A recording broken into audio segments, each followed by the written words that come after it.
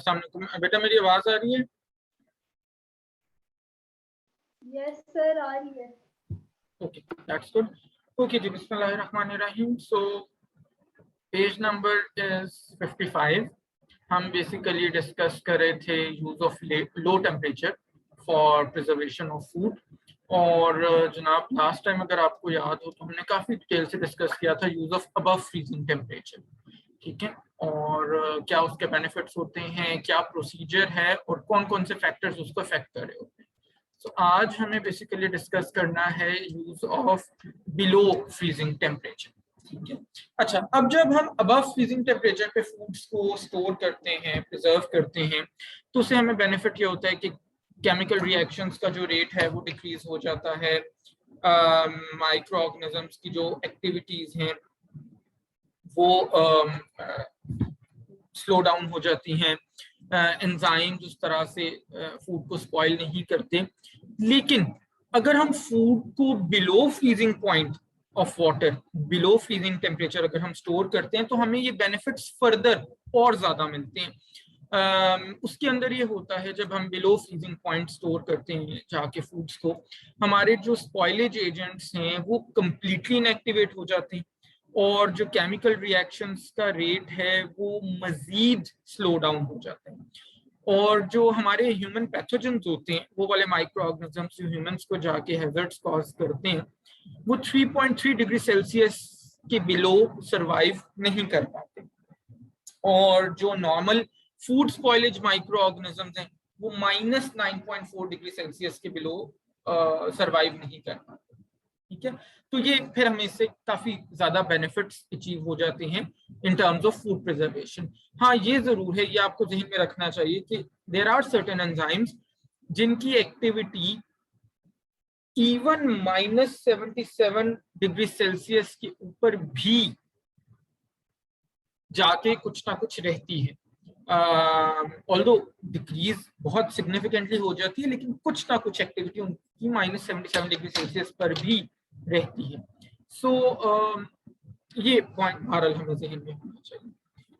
अच्छा, अब जब हम फ्रीजर स्टोरेज करते हैं, जो बिलो फ्रीजिंग टेम्परेचर हम स्टोरेज की बात करें, उसके अंदर दो फैक्टर्स बड़े इंपॉर्टेंट होते हैं किसी भी फ्रोजन फूड्स की शेल्फ लाइफ को डिटरमिन करने के लिए। एक है लेंथ ऑफ स्टोरेज और एक है holding temperature.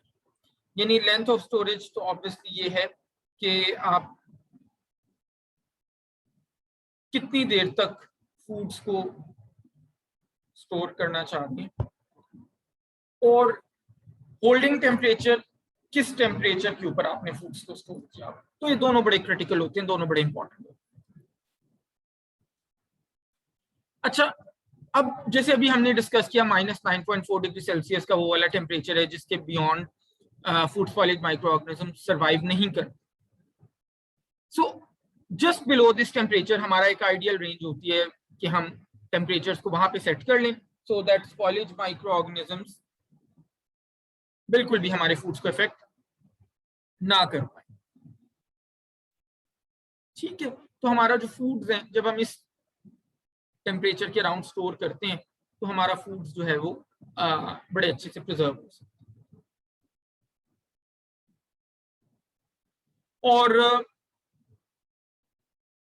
Keeping all the factors in consideration, चाहे वो एंजाइमेटिक रिएक्शंस हैं, चाहे वो नॉन एंजाइमेटिक रिएक्शंस हैं, फिर चाहे वो माइक्रोबायोलॉजिकल चेंजेस हैं या जो भी हैं,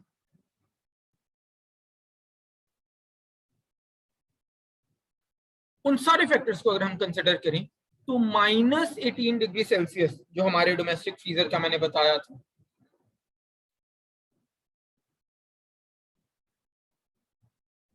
वो टेम्परेचर जो है that has been found to be most appropriate for preservation of foods and maximization of shelf life of those food products. ठीक है, लेकिन इसके साथ साथ फूड्स को -30 डिग्री सेल्सियस तक भी, जो कमर्शियल फ्रीजर्स होते हैं समटाइम्स उनका टेम्परेचर -30 डिग्री सेल्सियस तक भी हम उसके ऊपर भी मेंटेन कर रहे हैं। अच्छा, फूड्स को फ्रीज कैसे करते हैं?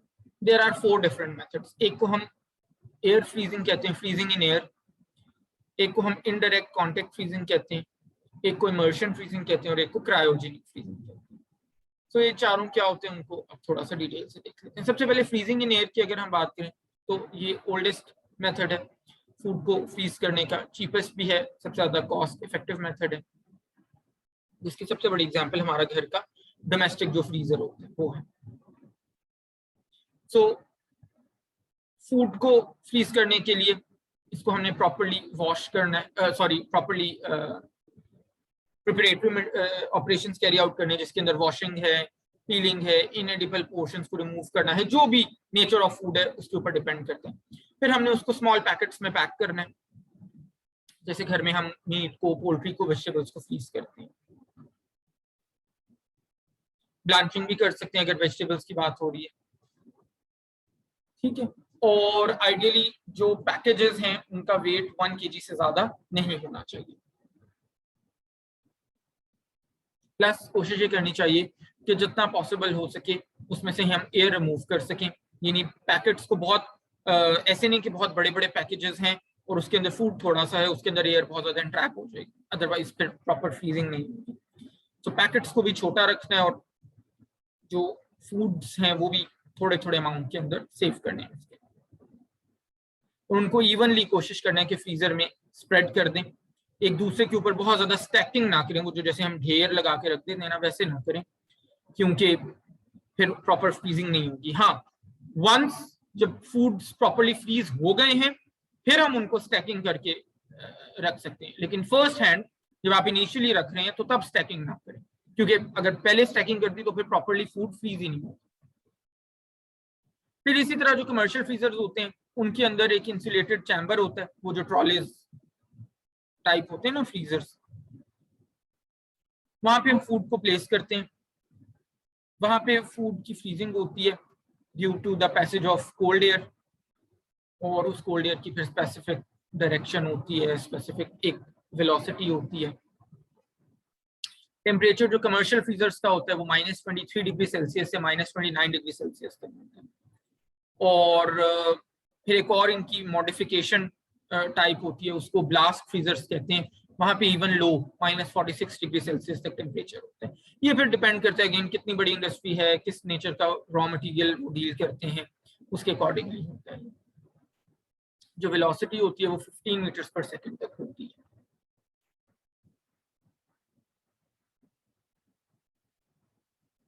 फिर सेकेंड मेथड आता है इनडायरेक्ट कॉन्टेक्ट फ्रीजिंग का। इनडायरेक्ट कॉन्टेक्ट फ्रीजिंग के अंदर जो फ्रीजिंग मीडियम है वो एक स्पेसिफिक सरफेस को कूल कर रहा होता है, और उस स्पेसिफिक सरफेस के ऊपर हम फूड को डायरेक्टली रख देते हैं और वहां पे फूड की फ्रीजिंग हो रही होती है।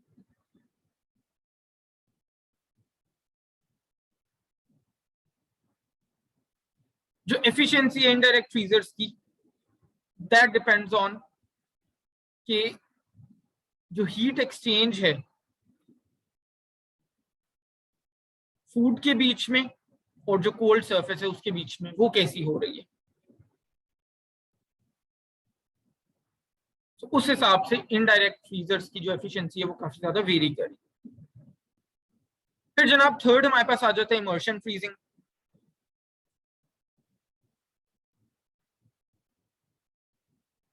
सो इमर्शन फ्रीजिंग के अंदर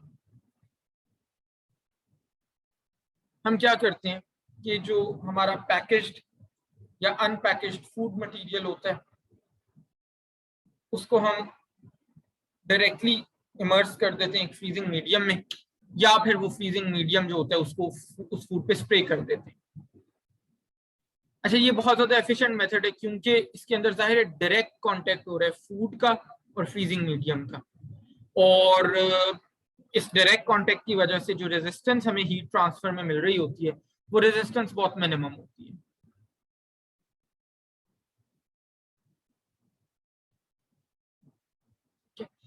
और इसके लिए जो हम मीडिया यूज करते हैं वो sugar solutions, sodium chloride solutions and glycerol solutions. Glycerol होता है बेसिकली। शुगर सोल्यूशन में 62% सुक्रोज होती है, ब्राइन में 23% सोडियम क्लोराइड। ये नहीं, ये बेसिकली फ्रीजिंग के लिए ये हम मीडियम यूज कर रहे होते हैं। और इसी तरह ग्लिसरॉल वाटर मिक्सचर को भी हम यूज करते हैं फ्रीज करने के लिए, जिसके अंदर 67% ग्लिसरॉल सोल्यूशन होता है। और ग्लिसरॉल सोल्यूशन वहां पे हम यूज करते हैं जहां हमें बहुत बड़े कमर्शियल जो फ्रीजर्स होते हैं, जहां पे हमें -46 या -47 डिग्री सेल्सियस तक में टेम्परेचर को लो करना होता है। फिर जनाब चौथे नंबर पे क्रायोजेनिक फ्रीजिंग आ जाती है। Cryogenic freezing is quite similar to immersion freezing. इसके अंदर हम लिक्विड गैसेस को लो बॉइलिंग पॉइंट के ऊपर यूज करते हैं, और जो रेफ्रिजरेंट होता है, कूलेंट जो होता है, वो खुद से फ्रीजिंग मीडियम होता है। दो कॉमनली हम यूज कर रहे होते हैं लिक्विड गैसेस। एक one is liquid carbon dioxide and the other is liquid nitrogen. Liquid carbon dioxide का temperature, sorry not temperature, boiling point liquid carbon dioxide का वो होता है -79 डिग्री सेल्सियस, और लिक्विड नाइट्रोजन का बॉइलिंग पॉइंट होता है -196 डिग्री सेल्सियस। फूड को हम इसके अंदर इमर्स करते हैं, या फिर वही जैसे इमर्शन फ्रीजिंग में होता है स्प्रे करते हैं, और बड़ी शॉर्ट टाइम के अंदर फूड फ्रीज हो जाता है। अच्छा, लिक्विड नाइट्रोजन को हम प्रेफर करते हैं ओवर लिक्विड कार्बन डाइऑक्साइड। क्या वजह? क्योंकि लिक्विड नाइट्रोजन का बॉइलिंग पॉइंट काफी कम है। लिक्विड कार्बन डाइऑक्साइड का बॉइलिंग पॉइंट है -79, और लिक्विड नाइट्रोजन का बॉइलिंग पॉइंट है -196 डिग्री सेल्सियस। तो जाहिर है लिक्विड नाइट्रोजन बड़ी आसानी से फूड को फ्रीज करने में हेल्प कर रही है compare to liquid carbon dioxide.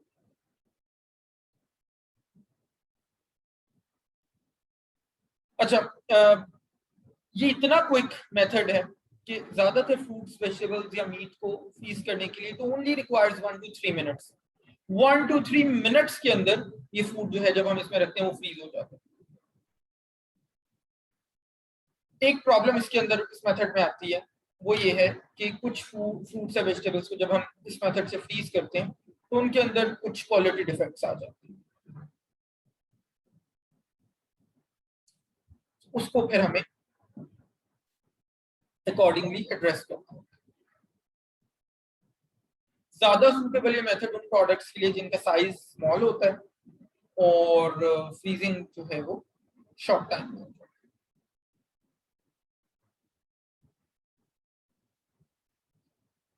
अच्छा,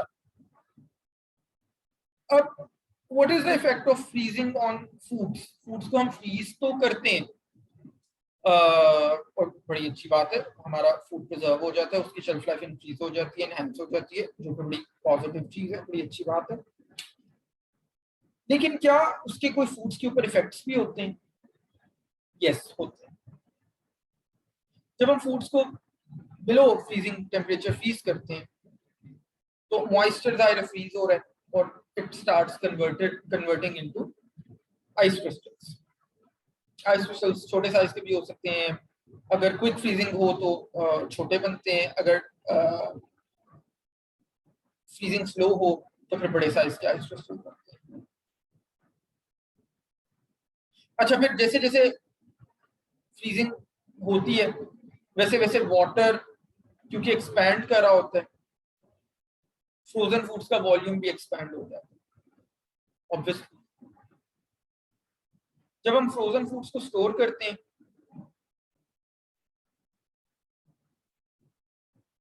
तो वो आइस क्रिस्टल्स ग्रो करते हैं due to difference in temperature, और उसकी वजह से फूड्स को फिजिकल डैमेज भी हो सकता है।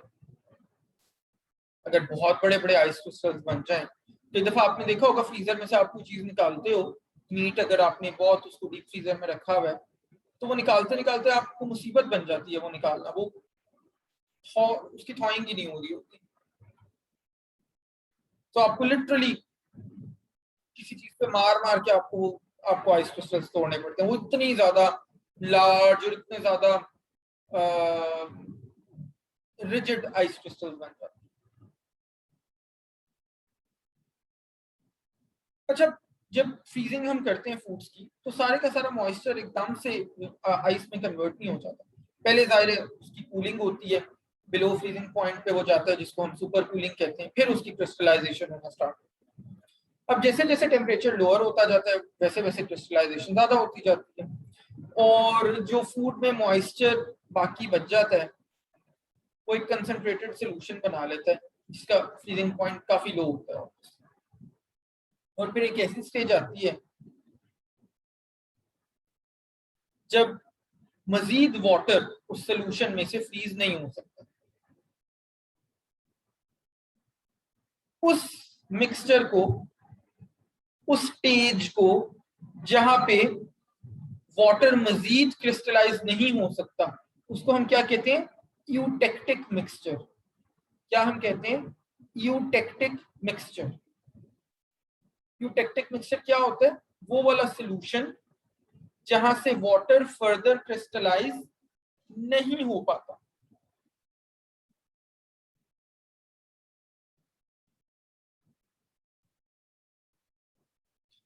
ये वो वाला पॉइंट होता है जो फ्रीजिंग जिसकी सबसे एंड पे होती है। ऑब्वियसली ये हम कह रहे हैं ना इसके बाद फर्दर क्रिस्टल्स नहीं बन सकते, तो ये बिल्कुल वो आखिरी वो पॉइंट है जहां पे फ्रीजिंग सबसे एंड पे है। और जब हम फूड को थॉ करते हैं तो सबसे पहले ये वाला थॉ।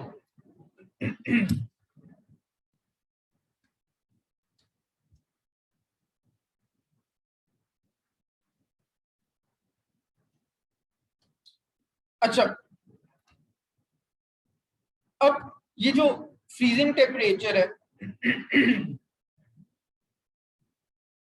और ये जो आइस क्रिस्टल्स बन गए हैं, इसकी वजह से जो केमिकल या एंजाइमेटिक रिएक्शंस है हमारे फूड्स में वो रिटार्ड हो जाते हैं, डिसेलरेट हो जाते हैं। और एक सेकंड,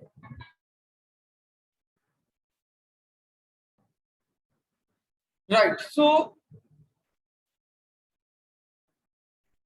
मैं कह रहा था कि हमारे जो बिलो फ्रीजिंग टेम्परेचर होता है उसके ऊपर जो केमिकल या एंजाइमेटिक रिएक्शंस होते हैं रिटार्ड हो जाते हैं, डिसेलरेट हो जाते हैं। एंजाइम्स की जो इनएक्टिवेशन है वो इवन बिफोर फ्रीजिंग ही कैरी आउट हो जाती है। और जो बाकी केमिकल रिएक्शंस हैं बिलो फ्रीजिंग, उनकी एक्टिविटी भी काफी हद तक स्लो डाउन हो जाती है। अच्छा, एक प्रॉब्लम हमें यहाँ पे आता है, उस प्रॉब्लम को हम कहते हैं फ्रीज बर्न। क्या कहते हैं? Freeze burn. फ्रीज बर्न क्या होता है कि जब हम फूड्स को लंबे अरसे तक स्टोर करते हैं तो खास तौर पे जो मीट प्रोडक्ट्स होती हैं जैसे कि चिकन हो गया, फिश हो गई, मटन हो गया, उनमें से मॉइस्चर रिमूव हो जाता है, क्रिस्टलाइजेशन हो गया, सारा के सारा मॉइस्चर तो रिमूव हो रहा है। और वो मॉइस्चर इरिवर्सिबली रिमूव होता है, यानी ऐसा नहीं है कि वो वापस जब हम उसको नॉर्मल टेम्परेचर पे लेके आएंगे तो मॉइस्चर वापस से उसके अंदर प्रोड्यूस हो जाएगा। इस प्रॉब्लम को या इस कंडीशन को हम कहते हैं फ्रीज बर्न।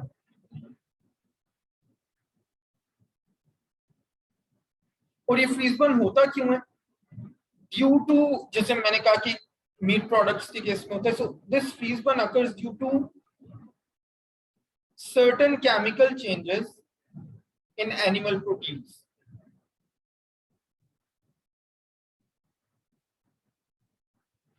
और वो सर्टेन केमिकल चेंजेस क्या होती हैं? जो हमारा मायोग्लोबिन होता है, जो रेड कलर की पिगमेंट होती है मीट के सर्फेसेस पे, उसकी ऑक्सीडेशन हो जाती है। or that turns to brown colored pigment called metmyoglobin. या फिर समटाइम्स जो फैट्स होते हैं मीट में वो भी ऑक्सीडाइज हो सकते हैं, उसकी वजह से भी फ्रीज बर्न हो सकता है। अच्छा, अब फ्रोजन फूड्स की स्टोरेज लाइफ कितनी होती है? सर ये फ्रीज बर्न कैसे बताते हैं?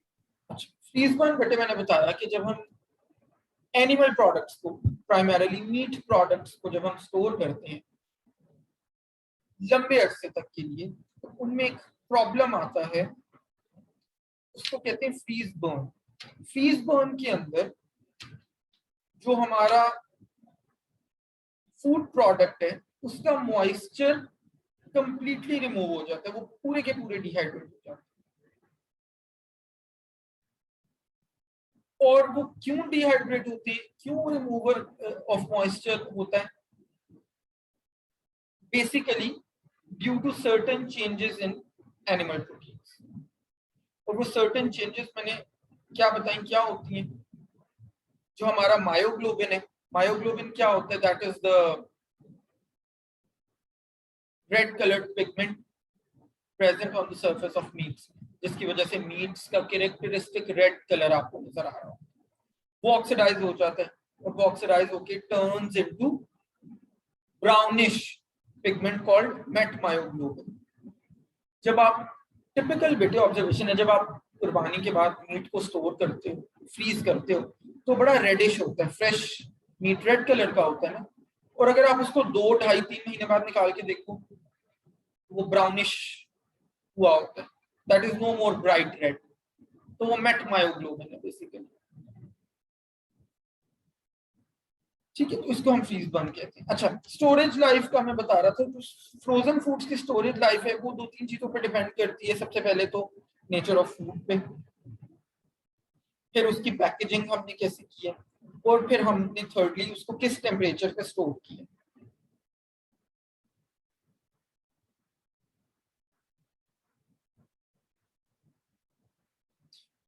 अभी जैसे थोड़ी देर पहले हमने डिस्कस किया कि जो -18°C टेम्परेचर होता है उसके ऊपर एंजाइम्स की एक्टिविटी ऑलमोस्ट सीज हो जाती है और इसी तरह केमिकल रिएक्शंस बहुत ज्यादा रिटार्ड हो जाते हैं, बट स्टिल कुछ ना कुछ केमिकल रिएक्शंस और कुछ एंजाइम एक्टिविटी भी हमने कहा, जैसे -77 तक भी कुछ एंजाइम्स की एक्टिविटी चल रही है। तो जाहिर है 100% एफिशिएंसी से हम अचीव नहीं कर पाते। तो उस हिसाब से हर फूड कमोडिटी का शेल्फ लाइफ या स्टोरेज लाइफ भी डिफरेंट होती है जब हम उसको फ्रीज करते हैं। अब जनरली कुछ फूड्स की स्टोरेज लाइफ यहाँ पे दी हुई है, जब हम उनको फ्रीज करते हैं वो आपने देख लेनी है। मिसाल के तौर पे यहाँ पे कैंड ऑरेंज जूस का लिखा हुआ है 27 मंथ्स तक आप उसको स्टोर कर सकते हैं, यानी कि 2 साल से भी ज्यादा -18°C के ऊपर। लेकिन अगर आप इसी कैंड ऑरेंज जूस का टेम्परेचर -12 रखें तो सिर्फ 10 मंथ्स के लिए स्टोर हो सकते हैं। अगर यही टेम्परेचर सिर्फ -6.7°C हो तो सिर्फ 4 मंथ्स के लिए स्टोर हो सकता है। इसी तरह ग्रीन पीज एंड बीन्स को हम -10°C पे 11 to 12 मंथ्स के लिए स्टोर कर सकते हैं, और अगर -12°C हो तो सिर्फ 3 मंथ्स के लिए, -6.7°C हो तो सिर्फ 1 मंथ के लिए स्टोर कर सकते हैं। सिमिलरली रॉ चिकन अगर आपने स्टोर किया तो उसको अगेन अगर टेम्परेचर -18 है, फ्रीजर का टेम्परेचर है, तो 27 मंथ्स तक आप उसको स्टोर कर सकते हैं। 15.5 मंथ्स तक स्टोर कर सकते हैं अगर -12°C टेम्परेचर है, और लेस देन 8 मंथ्स तक स्टोर कर सकते हैं अगर -6.7°C टेम्परेचर।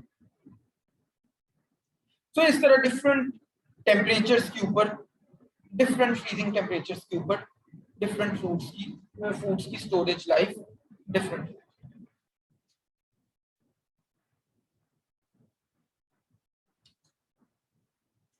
अच्छा जनाब, फिर आ जाता है effect of थॉइंग on the quality of frozen foods.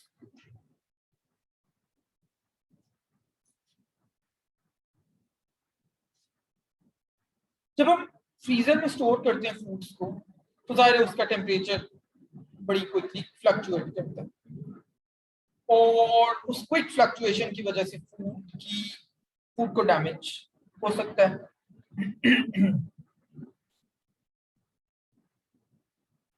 अगर हम -18 डिग्री सेल्सियस के बिलो 3 डिग्री सेल्सियस का फ्लक्चुएशन कॉज करते हैं फूड में, तो उसमें कंसिडरेबल डैमेज हो सकता है।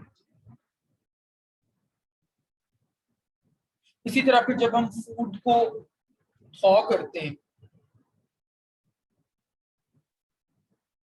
उसके अंदर physical, chemical and microbiological damage हो सकता है। फूड की जब थॉइंग हो रही होती है, आप अक्सर देखते होगे जब गोश्त बनाने से पहले आपने फ्रीजर से निकाल के बाहर रखे तो आइस क्रिस्टल्स उसमें मेल्ट हो रहे होते हैं और लिक्विड में चेंज हो रहे होते हैं। जब आप उसको दोबारा रीफ्रीज करते हैं तो वो आइस क्रिस्टल दोबारा क्रिस्टल्स में चेंज वो सॉरी जो लिक्विड स्टेट होती है वो दोबारा क्रिस्टल में चेंज होना शुरू हो जाती है, और उसकी वजह से फूड का जो फिजिकल डैमेज है वो होना शुरू हो जाता है। इसी तरह से फिर जब थॉ करते हैं, टेम्परेचर हाई होता है, तो वहां पे केमिकल रिएक्शन और एंजाइम एक्टिविटी भी हाई हो जाती है। फिर मैंने आपको पहले बड़ी डिटेल से एक बार एक्सप्लेन किया था कि जब आप वंस फूड को थॉ कर लें तो फिर आपने वापस उसको फ्रीजर में नहीं रखना, उसको फिर अगर बाकी पोर्शन बच गया तो आप उसको डिस्कार्ड कर लें, क्योंकि कुछ microorganisms they are not killed before freezing या ड्यूरिंग फ्रीजिंग। वो जब आप फूड को थॉ करते हैं तो दे बिकम एक्टिव अगेन, और वो आपको फिर जाके अगर आप उस फूड को कंज्यूम करते हैं तो काफी ज्यादा हैजर्ड्स कॉज कर सकते हैं।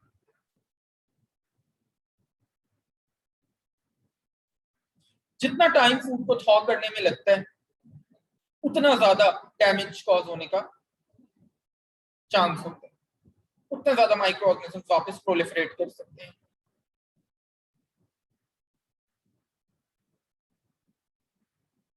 और बहुत सारे फूड्स ऐसे हैं जिनको कंज्यूम करने से पहले हमें उनको थॉ करना पड़ता है। मिसाल के तौर पे आइसक्रीम हम फ्रीजर में से लेते हैं ना, फ्रोजन आइसक्रीम एब्सोल्युटली तो नहीं हम खा सकते, तो किसी हद तक थॉ होती है तो हम उसको कंज्यूमेबल बनती है।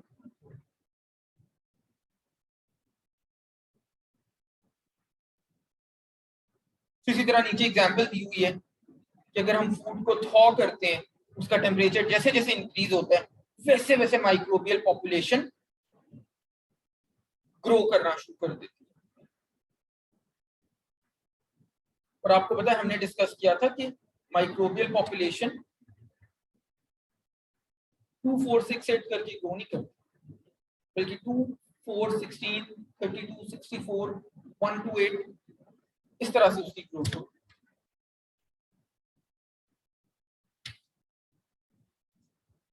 Lastly, what is the effect of freezing on microorganisms? So ज्यादातर जो माइक्रो ऑर्गेनिजम्स हैं वो फ्रीजिंग टेम्परेचर को कुछ देर तक सरवाइव करते हैं।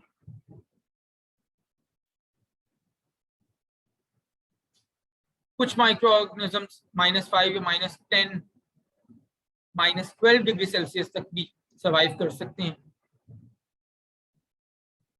ईस्ट और मोल्ड्स का भी जो सर्वाइवल है वो -5 डिग्री सेल्सियस तक मीट के ऊपर या ऑयस्टर्स के ऊपर -17 डिग्री सेल्सियस तक it has been recorded. So freezing basically microbial population को रिड्यूस करती है कंसिडरेबली, बट ये नहीं हम कह सकते कि उसको बिल्कुल स्टेरिलाइज कर देती है, बिल्कुल खत्म कर देती है।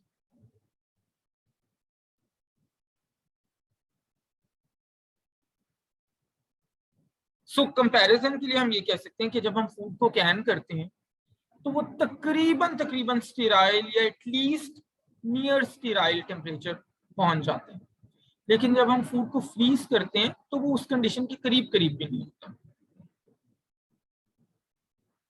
इन सिंपल वर्ड्स मैं कहना चाह रहा हूं कि हीटेड फूड को जब आप हैंडल करते हैं तो आप रिलेटिवली आसानी से हैंडल कर सकते हैं, उसमें उतने हैजर्ड्स के चांसेस नहीं है। कैंड फूड हो गया, हीटेड फूड हो गया। लेकिन जब आप फ्रोजन फूड को हैंडल करें तो वहां पे हैजर्ड्स के चांसेस बहुत ज्यादा हैं, फॉर द सिंपल रीजन कि कैंड या हीटेड फूड तकरीबन तकरीबन स्टेराइल हो गया, तकरीबन तकरीबन फ्री ऑफ माइक्रोबियल ग्रोथ हो गया, फ्री ऑफ माइक्रोब्स हो गया। लेकिन frozen food free of microbes नहीं होती।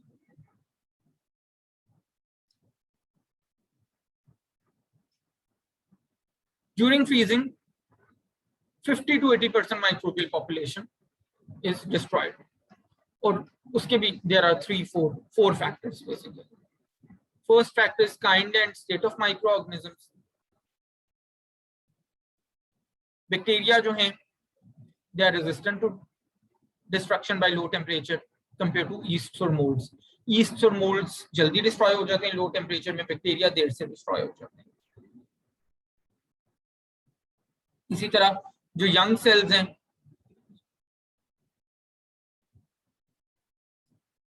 या बहुत ओल्ड सेल्स हैं वो इजीली किल हो जाते हैं कंपेयर टू मैच्योर सेल्स।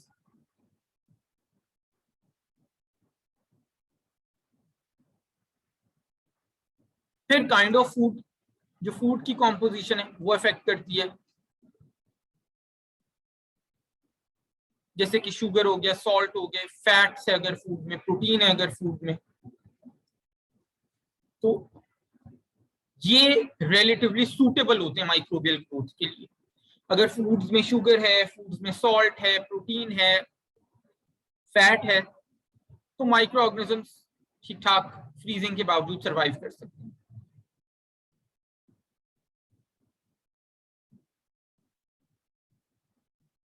इसी तरह अगर फूड में मॉइस्चर ज्यादा है, पीएच कम है, तो उसकी वजह से भी माइक्रो ऑर्गेनिजम्स को डिस्ट्रॉय करना मुश्किल होगा। फिर thirdly, freezing and storage temperature.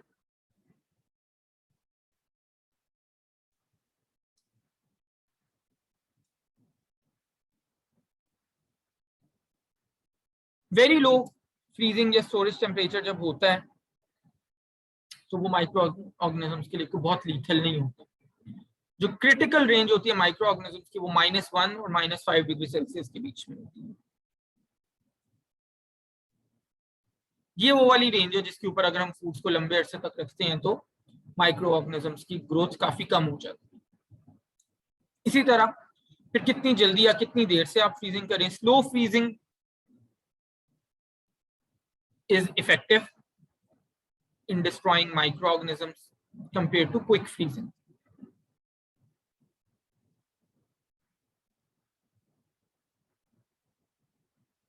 And lastly, length of storage. Storage period जितना ज्यादा होगा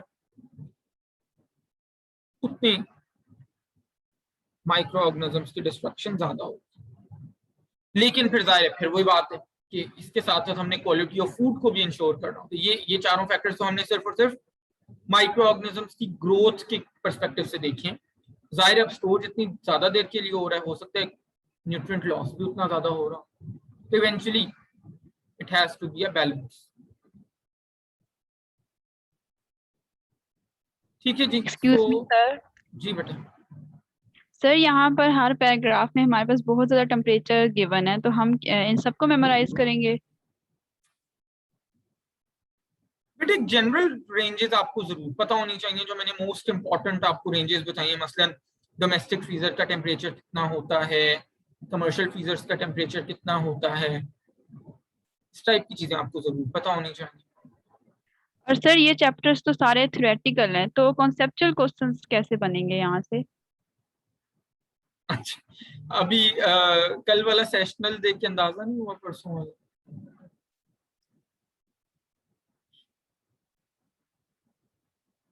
है सर एमसीक्यूज थे ना, लेकिन क्वेश्चन आंसर्स मैं कह रही हूँ। चलो मैं बता दूंगा नेक्स्ट क्लास में, चलो समझा दूंगा।